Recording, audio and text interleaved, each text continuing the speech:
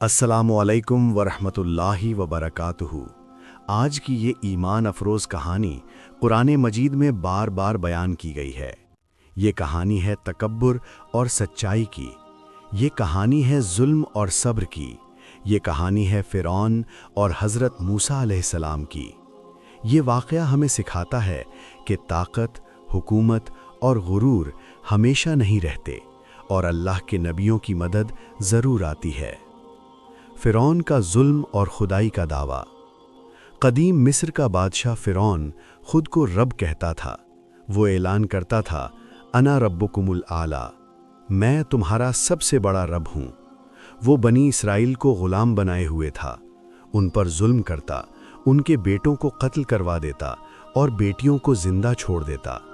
لوگ خوف کے مارے خاموش تھے، کوئی اس کے سامنے بولنے کی ہمت نہ کرتا تھا۔ حضرت موسیٰ کی پیدائش۔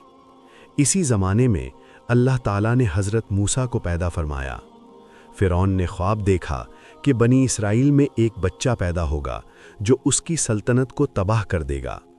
اسی خوف سے اس نے بچوں کے قتل کا حکم دیا۔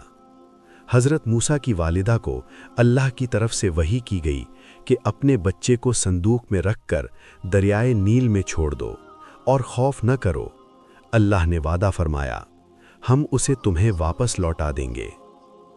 فرعون کے محل میں پرورش۔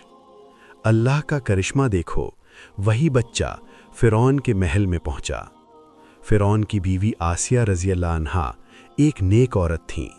انہوں نے موسیٰ کو گود لے لیا اور یوں فرعون کے گھر میں اس کا سب سے بڑا دشمن پلنے لگا۔ نبوت کا عطا ہونا۔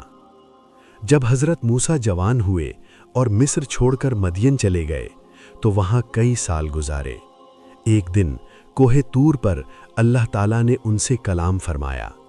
اللہ نے فرمایا، اے موسیٰ، میں نے تمہیں اپنا نبی بنایا ہے، فرعون کے پاس جاؤ اور اسے سچ کی دعوت دو۔ فرعون کے دربار میں دعوت حق۔ حضرت موسیٰ اپنے بھائی حضرت ہارون علیہ السلام کے ساتھ فرعون کے دربار میں پہنچے۔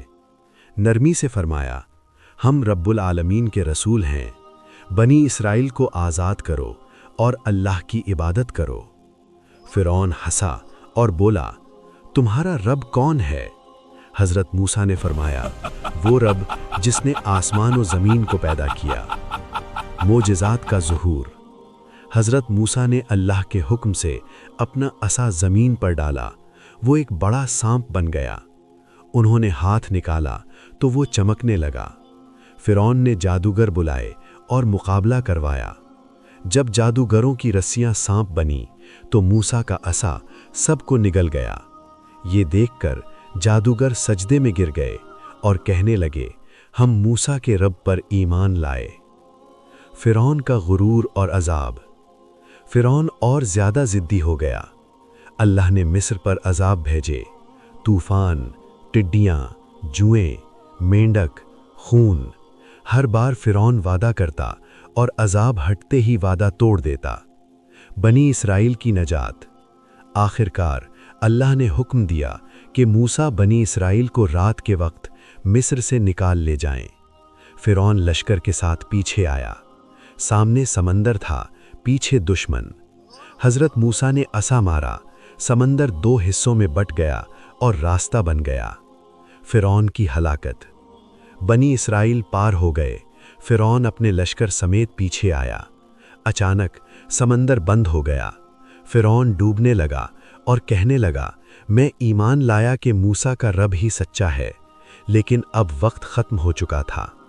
اللہ نے فرمایا، آج نہیں، اب ایمان قبول نہیں۔ فرعون غرق ہو گیا اور عبرت بن گیا۔ نتیجہ اور سبق۔ یہ کہانی ہمیں سکھاتی ہے، غرور کا انجام تباہی ہے۔ اللہ اپنے نبیوں کی مدد کرتا ہے، ظلم ہمیشہ نہیں رہتا، ایمان اور صبر کامیابی کی کنجی ہے۔ اختتامی کلمات۔